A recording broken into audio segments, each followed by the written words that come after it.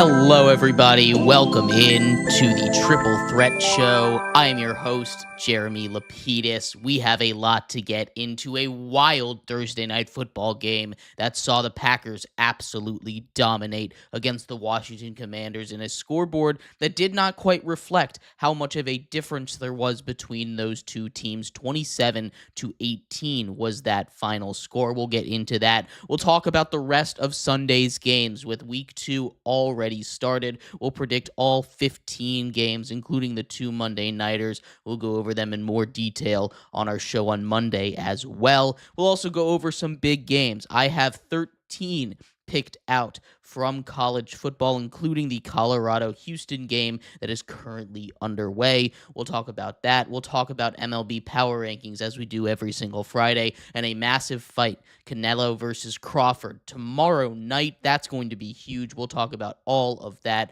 and much more coming up here on the Triple Threat Show. But we're going to start off with what happened last night in Thursday Night Football.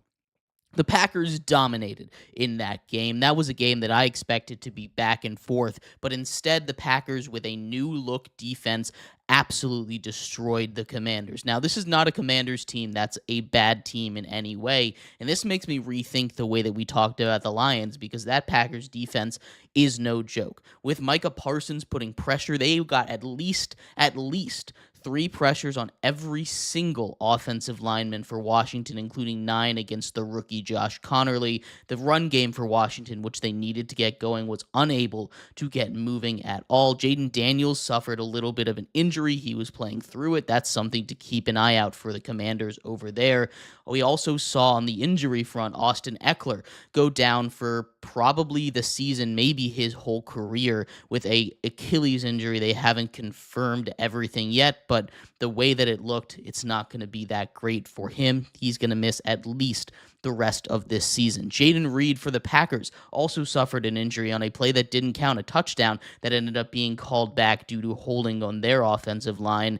That was a beautiful play, but he breaks his collarbone on it, going to miss 6 to 8 weeks. Probably best for him, honestly. I know he was playing great football, but he was playing on an injured foot, a fractured left foot. He was playing through that a little bit. So now he gets time to rest and recover not only that collarbone injury, but also that injury that he's dealing with to his foot. But that whole story of that game really was that Packers defense. That Packers defense was ferocious. That Packers defense was so much better than what I expected them to be. And I thought that offensive line, led by Laramie Tunsil, was going to be able to hold up. They did not. They were on Jaden Daniels at all times. He did not have time to fire down the field. There were many not only great defensive plays from the defensive line, but in the secondary as well. Keyshawn Nixon with 5 pass breakups in that game, a couple of huge ones down the stretch on key downs, but Jaden Daniels just was not comfortable. He was a little shell-shocked back there. That's the first time we've ever seen Jaden Daniels not be able to handle the pressure. They did a really, really good job of keeping contain. And they also couldn't get the ball going. I know that they couldn't get the run game going either. They couldn't get the ball to Terry McLaurin down the field. He kind of caught a couple of short ones down the stretch, but he wasn't really involved in that game. Deebo Samuel scores a touchdown for the second straight week for the Commanders. But Bill Krosky-Merritt, the rookie who led every single back in the NFC in yards last week, finishes with almost no touches in this one, even after Chris Rodriguez was inactive for the second game in a row. I think he's a guy that could have helped them in this one, although I'm not sure how much that run game was really going to get going at all. Micah Parsons is just a game wrecker, and we're seeing that. I've heard people, when he was traded to the Cowboys, or from the Cowboys to the Packers, I talked about how that is going to immediately make both of these teams and their futures look completely different. I moved the Packers from an 8-9 team to a 12-5 team and the number 1 seed in the NFC, and that's looking real good right now. I moved the Cowboys down just 1 win because I don't know how much that's actually going to affect the Cowboys as a whole, because of the defense and the rest of the team had their own problems to work through. But still, this Micah Parsons is the truth. Everybody is seeing that. Everyone knows it. We already knew it. There's a reason he got paid $47 million a year. But this is massive for the Packers, and they show that they are the best team in the NFC. And what could have potentially been an NFC championship game preview, it kind of was a little bit disappointing. Let's talk about Jordan Love and that offense a little bit, though, because he was exactly what he was drafted to be. He was pushing the ball downfield. Tucker Kraft with over 100 yards and a touchdown in this game. You had Jordan Love's average depth of target, 14.7 yards. Average depth of target was 14.7 yards, and he was hitting a lot of those deep shots. Trey Amos went down for the Commanders in this one. He didn't return to the game. That's a big loss for them, but Marshawn Lattimore was getting cooked after locking down the Giants receivers in game one. I know there's a different level between Matthew Golden and Darius Slayton, but Malik Neighbors was one of those guys that they were shutting down collectively over the course of that entire game. So I was really excited about the way that this Commanders defense would look. The lose Dietrich Wise to looked like a not so great injury. That's a huge piece of their rushing defense. Josh Jacobs, of course, extends his touchdown streak, gets into the end zone yet again for the Green Bay Packers here, as this is a team that's rolling.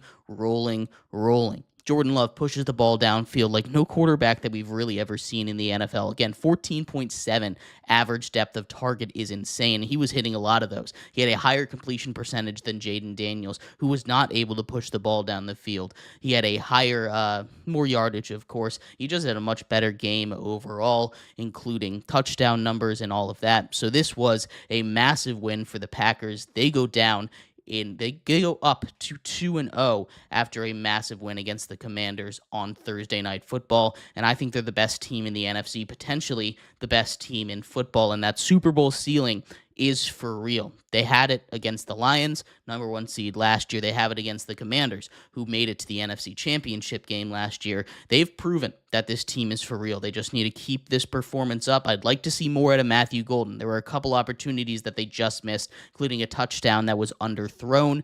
He was open, had space, a ball down the middle of the field that was just a little bit too far. That third time would have been the charm for him. Matthew Golden's going to explode one of these days. He's been getting open for them. I love this Packers team. This is a Packers team that's going to be really dangerous. It is just 2 weeks into the season, but they look like, again, in my opinion, the best team in the NFC already, and not a team that you want to face right now.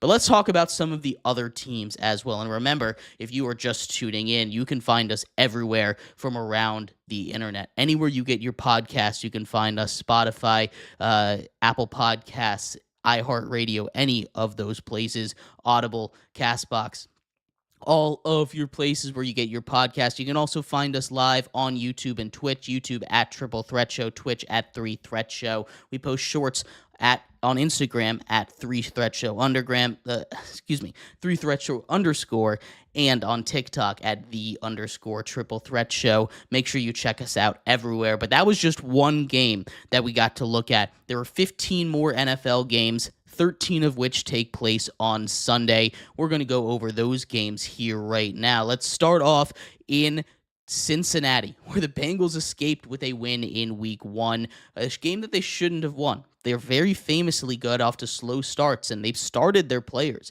in the preseason to avoid getting off to those slow starts. That didn't happen. This is a really good matchup for them, though. We talk about that offense.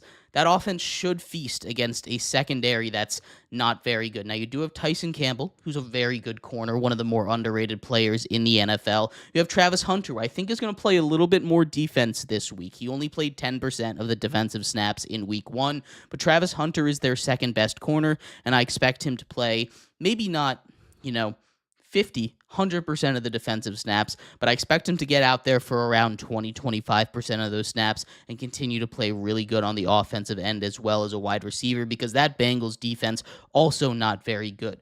This is going to be a high-scoring game. It really could go either way, and that's going to be the pattern that we're seeing for almost all of these Week 2 games. If you had a survivor pool, I know in my survivor pool, I had a really hard time picking a team this week because all of these games seem like they could really go either way, other than maybe one. The Ravens versus the Browns, but even then, that's a division matchup. You never know what's going to happen. But Jacksonville, Cincinnati favored by 3.5 in this one. I'm going to lean towards Jacksonville to get the win. I like the way that offense looked. Travis Etienne got over 130 yards on the ground. They've committed to him by trading away Tank Bigsby. I like the offensive weapons. We're going to see more out of BTJ. He had a really disappointing week one. He's going to have a huge day. I expect Travis Hunter to play both ways some more, and he's going to get a whole bunch of targets on offense as well. That's going to be a really fun matchup. If you like fireworks, that's going to be the matchup of the week for you. But I'm leaning towards Jacksonville to get it done on the road, mostly because Cincinnati still needs to wake up. They don't usually wake up for the first 2 or 3 weeks of the season. I don't think that's going to change this year with the way they looked against the Browns, even though they were able to escape with a win. Granted, against those Cleveland Browns, it's not a good look for them. Then we have the Giants traveling to Dallas. Dallas favored by 5.5 points in this one. These two teams are a lot closer than we would have expected at the beginning of the season. Of course, this is a Giants team still starting Russell Wilson. There's a lot of chatter around that, whether or not it should go to Jackson Dart, whether or not Brian Dable should be fired, what the plan is going to be over there, everything surrounding that team. There is a lot to like about this Cowboys offense in particular. Dak Prescott, always when he's healthy, is in the MVP kind of conversation because of the stats that he can put up. The defense, that's going to be a concern. We saw them get run all over by Jalen Hurts, Saquon Barkley, and the Eagles in week one. This is a Giants rushing attack that is not nearly as impactful as that Eagles rushing attack. So maybe that means a little bit more towards the Cowboys defense being able to step up a little bit. I'm not going to count my chickens there. I'm not going to hold my breath for some good Cowboy defensive play. But that being said, this is a Giants offense that look horrendous. They couldn't get anything done. They're dealing with some wide receiver injuries as well. And as much as that Cowboys defense is going to have a little bit of an easier time with the Giants, especially with Andrew Thomas missing his second straight game to start the season on that offensive line, this is still a Giants team that is just not very good offensively. I think their defensive line is going to cause some issues, but outside of that, I think the Cowboys roll in this one. They continue to dominate this series as they have for the last couple of seasons, really ever since Dak Prescott joined the NFL. I'm taking the Cowboys to win big, 27-13. It was 31-28 in favor of the Jags. I forgot to give you the score there for my prediction. Chicago at Detroit. Detroit favored by 6.5 points. Both of these teams with brutal division losses in week one. Of course, we just finished talking about Green Bay, the way they dismantled the Detroit Lions. The Lions still dealing with missing new head coach for the Bears, Ben Johnson, as well as their defensive coordinator, Aaron Glenn, with the Jets. They're missing multiple offensive line starters, and that really reared their ugly head in week one. Now, this is going to be really interesting because both of these teams, again, had brutal losses. Caleb Williams and the Bears started off strong, and then they fizzled out down the stretch there. I don't know if that's because the Vikings and the Packers are just that much better than these two teams, or it's because these teams are really taking a step back. The Bears, I don't know if there was a step back to take. We'll just have to see how they perform on the field. The Lions, that's where the real questions are. Was it rust? Was it adjusting to a new offense and defensive system, or was it just simply the Packers? I'm going to ride with it was simply the Packers. I think this is a Lions team that's still going to make the playoffs, probably not going to win the division, but I think this is a Lions team that's still very dangerous in the NFC North and should not be taken lightly. I'm taking this in a game that's going to be a little bit closer because Chicago's going to come out motivated after a brutal Monday night loss. Ben Johnson's going to know what he's doing, how to attack this team. He was there for a long time, knows the ins and outs of that system. Still, though, I'm leaning with Detroit to take this game. They're favored by 6.5. I take Chicago with the points, but I'm taking Detroit to win 23-21. Then we have the Rams taking on the Tennessee Titans. How about Cam Ward's performance? We talked a little bit about it on Monday. That was a really underrated performance. I know the stats weren't there, but that wasn't his fault. The offensive line gave him zero time. The wide receivers, the ball catchers, the tight ends, however you want to put it there, they could not catch the ball. Calvin Ridley, his number one option, 4 drops on that game, including a couple up the seam in clutch time that could have made that game look a whole lot different against the Broncos. I think the Tennessee Titans look a little bit better, but they're going up against one of the tougher teams in the NFL. That Los Angeles Rams teams have questions of their own, but that defense was able to shut down the Texans offense, and I think the Texans don't have a good offensive line, but they have a much better skill set, skill positions. I think that defense is going to going to hold down Tennessee again, though that Tennessee defense looked pretty good. And with the Rams missing multiple offensive linemen, this game is going to be a little bit closer than that 5.5 point spread is saying. I'm taking the Titans with the points. That being said, I think the Rams win this game pretty easily. I think maybe a backdoor cover kind of thing for the Titans on this one. The Rams win 24-20, and Cam Ward has yet another just not fun day running for his life because that offensive line is just not going to be able to hold up against that pass rush from the Los Angeles Rams.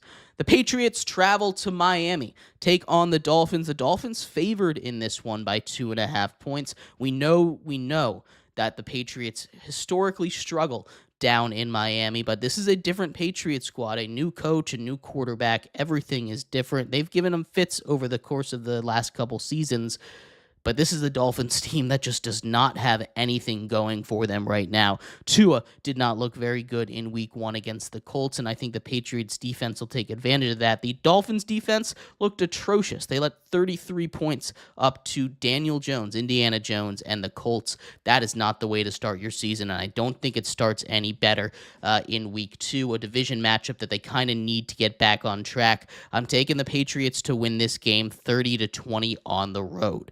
The San Francisco 49ers, favored by 3.5 points, travel to New Orleans to take on the Saints. These two teams are much maligned. Of course, the Saints just dealing with a really big string of retirements at the beginning of the year. I expect them to be not so good all year long. I think that's a little bit of an understatement, although they might not be the worst team in the league with the way that the Dolphins are playing football right now. But San Francisco has given them a chance. The door is open. It's cracked for the Saints to get their first win, for Spencer Rattler to get his first win as a starter in his 9th attempt out there. This is a San Francisco team that yet again dealing with injuries. You have Christian McCaffrey, big plus, but you will be without George Kittle. You're going to be without quarterback Brock Purdy, who you paid $55 million a year to in the offseason. That is a big, big money team that is struggling with a lot of injuries. Something to keep an eye out on for this one. They're favored by 3.5. I think Mac Jones, with the weapons that he's got and that defense, is going to be able to keep him in check, but I think it's going to be incredibly low scoring. Get new kicker for the Niners, Jake Moody, out of there now. 17-14 is the way I'm feeling it. I'm taking the Saints with the points again, but I think San Francisco takes care of business in a game that, if everyone was healthy, would not be close. The Bills travel to the Jets. Bills favored by 6.5 after their miraculous win on Sunday Night Football. The Jets looked really good offensively. Justin Fields played maybe his best game of his career in the NFL, and that running game looked really solid. The defense, you have some concerns about, and when you have concerns on your defense, you don't want to be playing the Bills next week because they're just going to make you look silly. This is a Bills team that's going to roll in this one. I think the Jets will put up a little bit of a fight. We saw the Bills get run all over against the Ravens, but Breece Hall isn't Derrick Henry, and Justin Fields isn't Lamar Jackson. They can be kind of a light version of those two guys, but it's going to be a little bit more success for the Bills defense and a little bit more success for the Bills offense. I think the Bills get this one easy, 35-27. Seattle travels to Pittsburgh as well, a rematch or a revenge game, I guess, for DK Metcalf, his former team. They traded him to Pittsburgh in the offseason. Pittsburgh favored by 3.5 after the way they looked, but that Seattle defense is no joke. I think that Seattle defense even better than that Steelers defense, despite what the legends of this Pittsburgh Steelers defense is. I think this is a big win for the Steelers and a tight one. We get another Chris Boswell walk-off field goal here. That's just the MO. I don't think Aaron Rodgers throws for 4 more touchdowns, but I do think he still looks really good. I just don't believe that this Seahawks offensive line is going to be able to hold up against the pressure from TJ Watt, and that's what really doomed the Seahawks in week 1.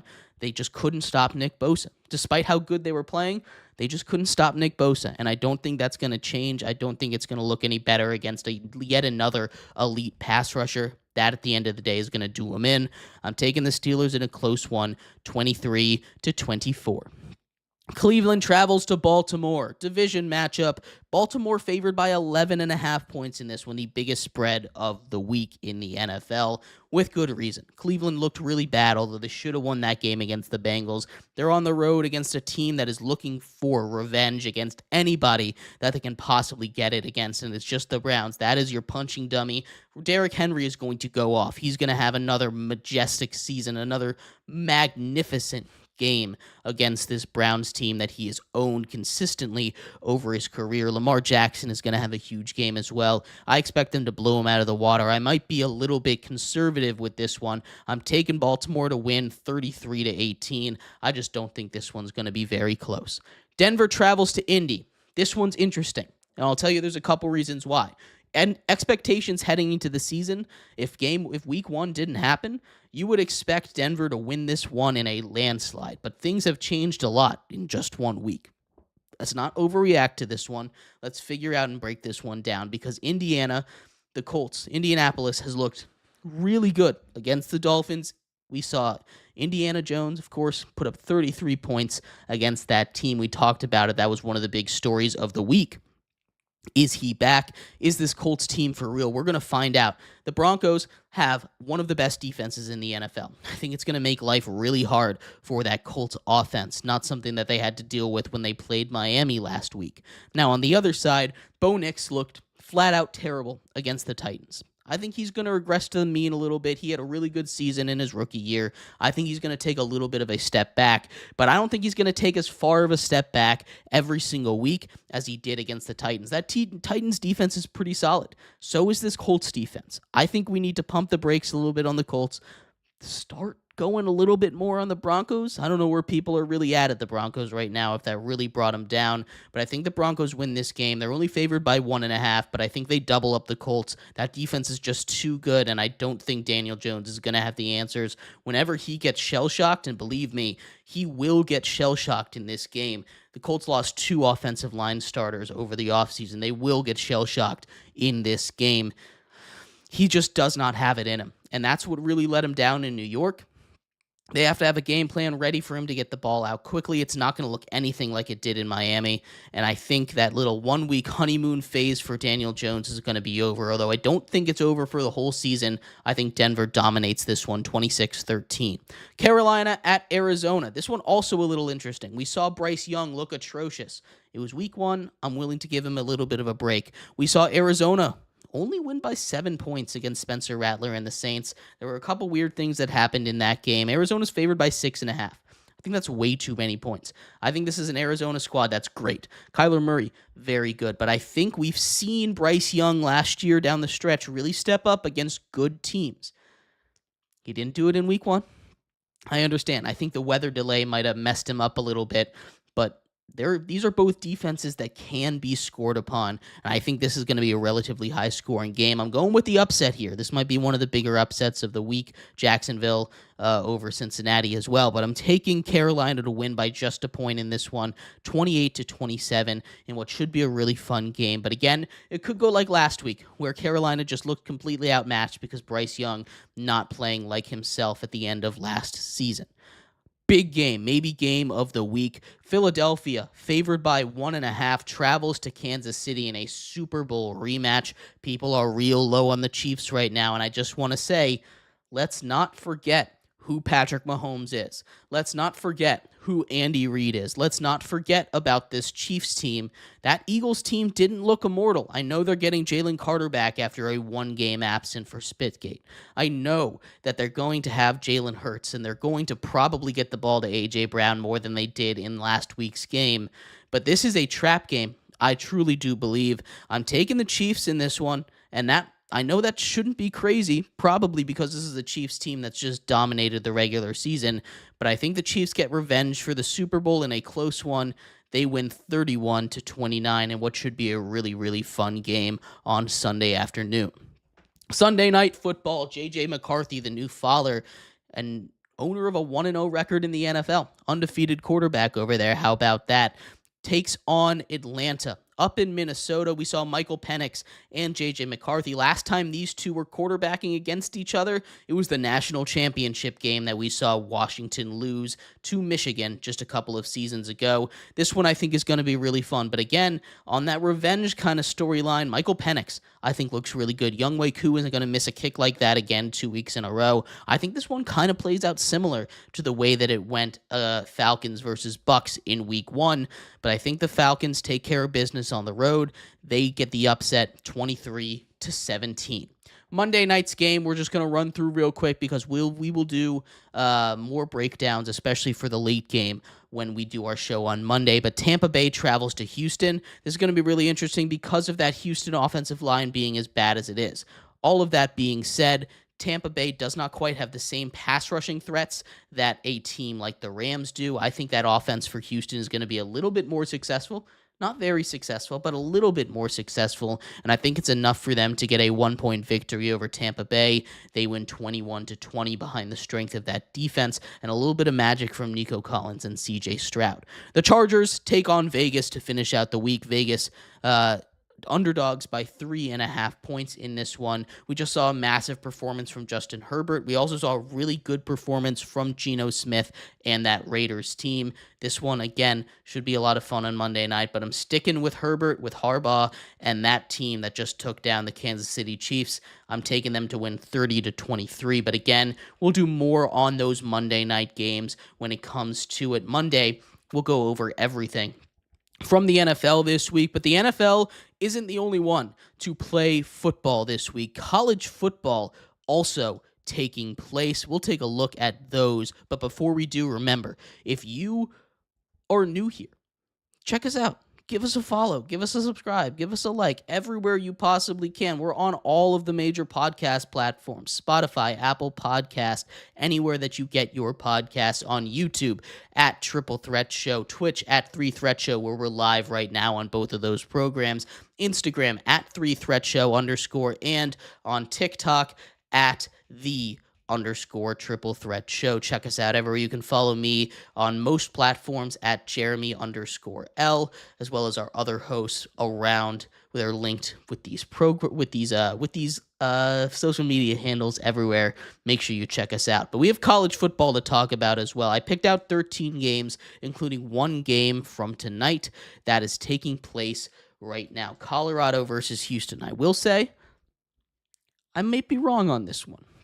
I picked Colorado to win this game. They have a new quarterback that's starting, and the way it's going right now for them, it doesn't seem like they're going to be able to pull this one out. Houston, a team that really is a little underrated. They came out with it. That rushing game is going to be a problem for this for this Colorado defense that has not had a lot of success over the course of their tenure with Deion Sanders there. It was 14-0 when I last looked. We're pulling up the score right now. It's being a little bit slow, but as it stands right now, Colorado's come on back in this one, 14-16, 8:22 to go in the third, but Houston is driving. They're at the Colorado 32. I still think Colorado has a chance in this one against, again, new quarterback was the third string when it first started. Ryan Staub, he has a rushing touchdown as well in this game. This one should be really fun to watch. The finish coming down to the wire here. 1.25 to go, but I'm sticking with the Colorado Buffs. They've had a rough start to the season, 1-1. The Houston Cougars would be a huge, huge win for them. Clemson takes on Georgia Tech. How about that game? This one should be a lot of fun. Hayes King is going to be back and healthy. This is the biggest game. You have a head coach over at Georgia Tech who's famous for taking down ranked opponents. He did it last year to Florida State. This is a team that should not be forgotten about. This is a real devastating team, and Clemson just has not looked their best this season, to be quite frank with you. Clemson, the number 12 team in the nation, is going to be a real upset potential, but I believe in the Clemson team. I believe in Dabo Swinney to figure it out. This one is going to be a lot closer than everyone wants it to be if you are a Clemson fan. But at the end of the day, I think Clemson finds a way to hold on. Only favored by 2.5 in this one, but I think they win this game as well. Take down Georgia Tech, but I really could see this going the other way as well. Wisconsin travels to Alabama. The 19th ranked Alabama Crimson Tide should dominate this one, especially since Wisconsin is going to be without their starting quarterback. That one, I think, is a wash. Georgia at Tennessee, the first of 3 top 25 matchups. The 6th ranked Georgia Bulldogs take on the 15th ranked Tennessee Volunteers in Tennessee, but Georgia's favored by 3.5. This is going to be the first defense that Tennessee has to play all season long. Tennessee has beat up on the Syracuse Orange, who don't really have a defense, and Eastern Tennessee, who is an FBS school not on the caliber of this Tennessee squad. Joey Aguilar's looked really good. Good start for him. Georgia's offense has not looked too great either. They struggled to move the ball against Austin Peay in week 2, which is a little concerning. They didn't dominate as much as I would have liked them to against a Marshall team that lost to an FCS program at home in week 2. Just not a good look for Marshall, not a good look for Georgia. This game's going to be kind of close, but I think that defense is just going to be too much for the Tennessee Volunteers to handle. I'm taking Georgia to stay up top in this rivalry. Tennessee hasn't beaten Georgia in quite a long time. Oregon State travels to number 21 Texas Tech. This is the first real game of the season for Texas Tech. Oregon State's offense could give them some troubles, but I believe in that transfer portal team that they've put together over in Lubbock, and I think they're going to be able to win this game. Maybe not by 23.5 like the line is at, but I do think that this is a team, this is a program that's going to be able to win this kind of tough game against Oregon State. The backyard brawl as well this week. Pitt favored by 6.5 against West Virginia. West Virginia coming off a bad loss against Ohio, but it is a rivalry week and everyone gets up for rivalry games. I think West Virginia plays a lot better. I don't think Pitt is really that much better than West Virginia, but I do think Pitt is a better team than West Virginia, and I think they take care of business on the road in this backyard brawl. Second of our top 25 matchup this week's in one of the headlines, 18th ranked South Florida travels to number 5 Miami, take on Carson Beck and the Canes. This one should be fun. Miami favored by 17.5, and I am a little bit worried about the way South Florida is going to come out in this one. They didn't really play their best football against Florida, and they were able to win, but they did beat the 25th team in the nation. They beat the 13th team in the nation, respectively, when they were ranked in weeks 1 and 2. Neither of those teams ranked anymore. Should be really interesting. As I've said, this is a South Florida team that is not to be taken lightly, and I don't think Miami's going to be taking them lightly with the way that they've played, but Miami, look like maybe the best team in the nation, taking down Notre Dame in week 1, continuing to dominate in week 2. This is not going to be an easy matchup for either of them. I think 17.5 is way too many points, but I do think Miami escapes with the victory in this one. Ruins a little bit of that Cinderella run for South Florida, but even with a loss here, this is still by far the best group of 5 resume that is out there by a very, very wide margin. Arkansas at Ole Miss. Ole Miss took care of business in their first SEC matchup of the season. They get a second one now, this time coming against Arkansas at home. Their home SEC opener, favored by 17.5, favored by 7.5 is 17th ranked Ole Miss. This is an Ole Miss team that just kind of struggles against Kentucky. I think they get back on the horse against Arkansas, though Taylon Green is always going to make these games interesting. I think Ole Miss wins this game regardless, though.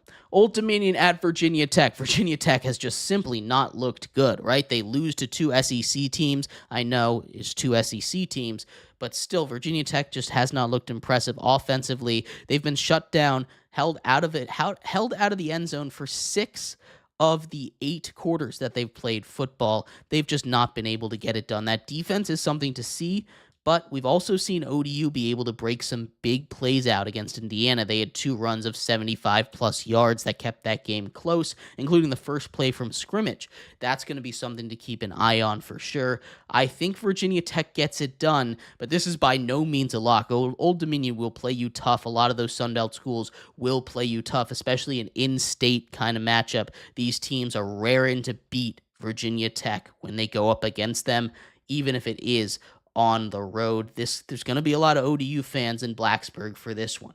Florida at LSU. Florida needs this win after losing to South Florida. LSU, they could use this win as well. Another big boost to their resume. I think LSU is just the better team led by Garrett Nussmeier. I'm curious how their defense is going to play.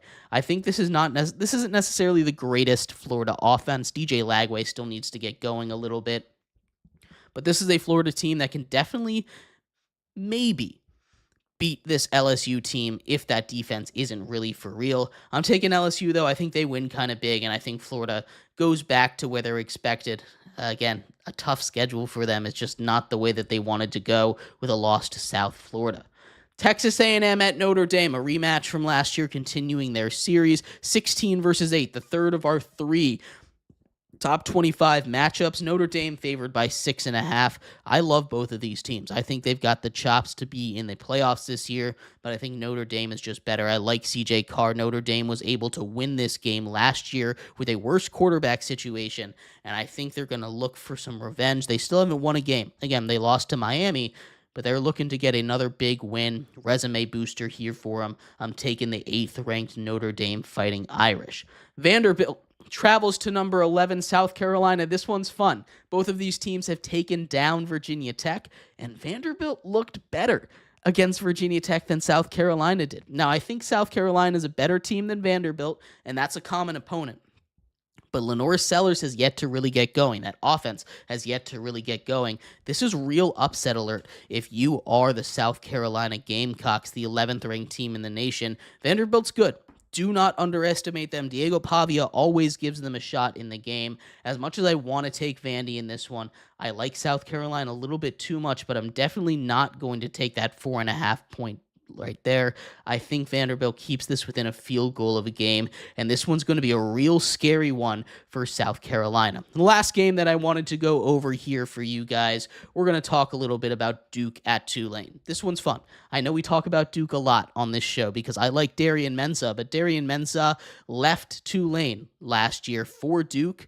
Now they go back to Tulane, and the way he left Tulane, people at Tulane not very happy at all with him. That's going to be a huge, huge crowd that's turning out to not welcome him home very happily or with very many open arms. I'm taking Duke in this one. They kind of shot themselves in the foot a lot, and maybe that means I should take Tulane. But I think that extra emotional output from Darian Mensah, that extra emotional output from that Tulane team is going to make this a very hard-hitting game, and I think the bigger team, that Duke squad, is going to take care of business against Tulane and the group of 5 school. Again, we'll run through it. I got Colorado with a comeback victory over Houston. Clemson barely holding on against Georgia Tech. Alabama dominating against Wisconsin. Georgia just sliding by against Tennessee. Texas Tech winning, not super big, but winning comfortably against Oregon State. Pitt winning that backyard brawl against West Virginia. Miami surviving a scare against South Florida. Ole Miss winning pretty solidly against Arkansas. Virginia Tech in a sweated out kind of game against ODU. LSU wins big against Florida. Notre Dame wins a close one against Texas A&M. South Carolina barely escapes Vanderbilt in a top SEC matchup over there, and then Duke take care of business on the road, getting back on the winning track after a brutal game last week in a game they probably should have won against Luke Altmaier and the Illinois Fighting Illini. But let me know what you guys think of any of these games. We're going to take a quick break here. When we come back, we turn our attention to baseball and potentially the fight of the year in boxing. That's coming up next here on the Triple Threat Show.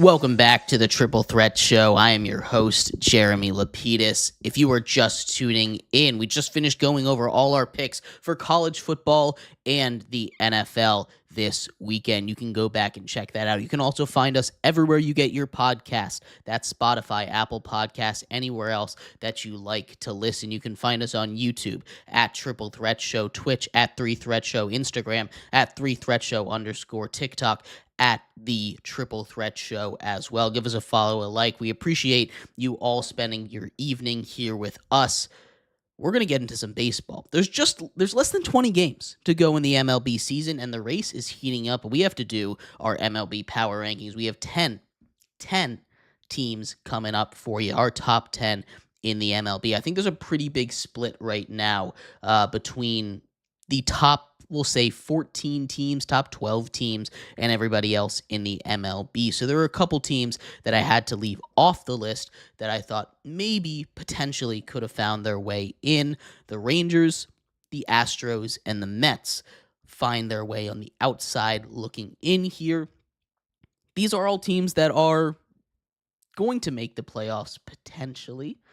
The Mets and the Mets and the Astros should probably make the playoffs. The Rangers are on the outside looking in, but they're not so far out that it's insane. Just 2 games back of the Astros, and they're hot right now. They've won 4 straight games, looking like they're about to win a 5th straight game, this time against the Mets. Jacob deGrom getting a little bit of revenge on this one. But getting into the number 10 spot here, I'm going with the Mariners. They haven't been the greatest, but they've done enough to get into the top 10. They've passed the Astros up here, and I think that's enough for them to get past. I'd have the Astros here at 11 right now, Rangers at 12, and the Mets at 13. But I think the Mariners, with just being able to be ahead of the Astros on a tiebreaker, put them into that top 10 area. This is still a really good Mariners squad. They made some big additions. It hasn't necessarily worked out the way that we expected it to at the trade deadline, but this is a Mariners team that if they can get hot for the playoffs, they'll for sure be a threat for the World Series. The Padres sit at number 9. They've kind of fallen out of the race for that spot at the top of the NL West, but they're still in a little bit. 2.5 games back of the Dodgers here with, again, about 15 games to go in this season. It's not over yet, but the way that this team has been playing, it isn't super likely that they get it done. I still think the Dodgers way ahead of them, despite the Dodgers also not playing super hot baseball right now. I'm putting the Padres here at number 9. They could be dangerous in the playoffs as always. They just have to see if they can get past the Dodgers, which has been their kind of boogeyman of the for them in the playoffs, I should say. The Red Sox slide in here at number 8. We're gonna have a whole bunch of AL East teams in here. The Red Sox at number 8. They continue to just be really good ever since that Rafael Devers trade. Roman Anthony has been amazing for them. It's huge that they were able to get an extension of him at such good value. I know he said he wanted to play for the Red Sox, be in Boston, which is huge for them. The Red Sox comfortably, or I shouldn't say comfortably, pretty solidly in the playoff picture. I'd be shocked if they didn't make it at this point.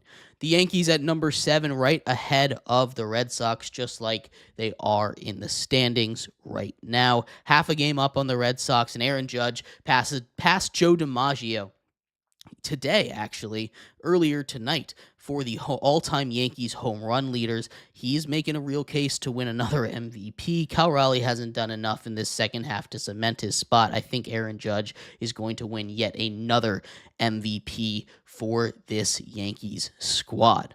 At number 6, I've got the Cubs. I know they just lost a series to the Nats, and I know they're not going to win that NL Central, but they've still been really good. 6-4 over the last 10. They've won 3 straight since dropping 2 in a row to the Nationals. I still think this is a really good Cubs team. You got to see more out of the bats, more out of the arms especially. But for now, they're sitting up here at number 6 for me. At number 5, I've got the Blue Jays. Who would have thought, beginning of the season, the Blue Jays would be a top 5 mainstay in the power rankings week to week? I certainly didn't. I didn't think they had a shot. They were the one team in that division I didn't think had a shot of winning it. And now it looks like they're well on their way to getting it done. Now, it's not locked up at all. Again, about 15 games to go. The Yankees 3.5 back. The Red Sox 4 games back. They still have to play a couple of those teams heading up on their schedule, right? They just finished up a series with the Yankees. They won that series. That was huge for them. But there's going to be more. They have the Yankees one more time before the season's up, and that one could mean that one could decide the way that this division finishes up. The Tigers at number 4. This is breaking news, but Skubal went down today with an injury. That's something to watch. They don't really have elite arms on that starting pitching staff, and they can get blown up in the playoffs if Skubal isn't there. He probably is still going to win the AL Cy Young as long as he isn't out for too long, but I think the Tigers a little fallen below a lot of these top 3 teams. I've got the Phillies at number 3. Maybe they should have been number 2, but the Phillies are playing great baseball right now. They're dealing with the loss of one of their top pitchers, but this is still a really good Philly squad again. They run away with the NL East. The Mets really fallen out of the picture. They've gotten real cold, and the Phillies continue to dominate in games against them. Dodgers at number 2. They haven't run away with that division as they should, despite the Padres going through a little bit of a cold stretch. Dodgers aren't going to get to 100 wins, which I think qualifies this as a disappointing season for them despite dealing with injuries. They lost 2 no-hitters earlier this week in the 9th inning with 2 outs, which is crazy. One of those games they just straight up lost.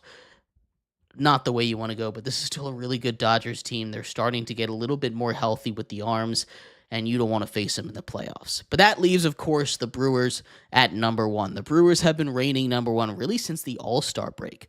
They've stayed atop, even though some of the pitchers have taken a little bit of a step back, Mizorowski to name the prime example of it, but the bats are there. And if the bats are there for the Brewers in the playoffs, maybe this is the year that they're a little bit different. Maybe you can get me to believe in this Brewers team a little bit. I'm not going to put my eggs in that basket yet because this is a Brewers team that has consistently proven they don't have the bats or the arms that fall apart in the playoffs.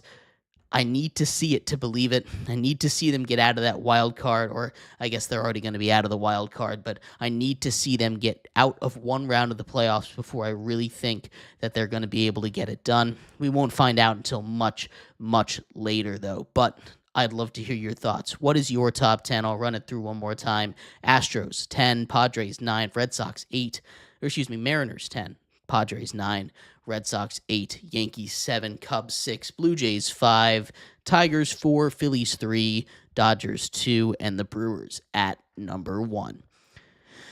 We're going to take one more topic real quick, and it's just going to be a quick one. We have a huge fight taking place tomorrow night, in one of those fighting sports. We're going to talk about Canelo versus Crawford. Crawford is undefeated. He's moving up 2 weight classes to fight Canelo Alvarez.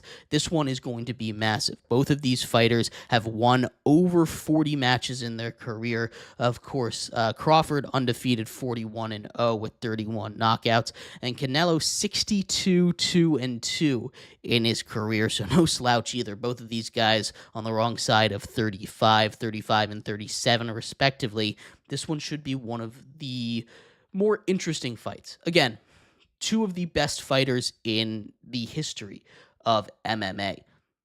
This is going to be a fight that could potentially go down as a massive mismatch. I think Crawford takes this one. He's been fighting more guys that are up to the task. Canelo's kind of just been coasting by right now, while Crawford, who hasn't fought in a couple years since 2023, has only fought these top contenders. Again, he's moving up 2 weight classes. He's going to be smaller. That's going to be something to watch, but I think he's more ready to face a real fighter like Canelo Alvarez than Canelo Alvarez to fight a real fighter like Crawford. Alvarez was in talks to fight Jake Paul. That's all I'm saying. And if you're in talks to fight Jake Paul, that generally doesn't bode the greatest for your career going forward, because Jake Paul doesn't tend to fight these guys that are definitely going to destroy him in the ring.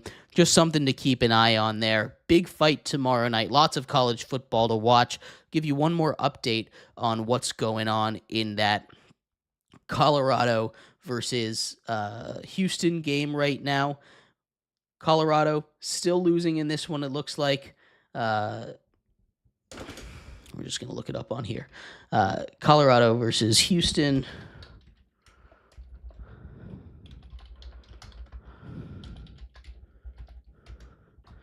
(26-14). They've scored 10 unanswered points. The Buffs with the ball at their own 27, 3rd and 12 with 26 seconds to go here in the third quarter. It looks like the Cougars are going to get a massive win, and the Buffaloes once again fall to a opponent that they could have had a real chance against here. But thank you, everybody, so much for tuning in to today's episode. Enjoy tonight's games. Enjoy tomorrow's games. Enjoy this weekend of sports. We will be back on Monday to break it all down for you. NFL, college football, and much more. I have been your host, Jeremy Lapidus.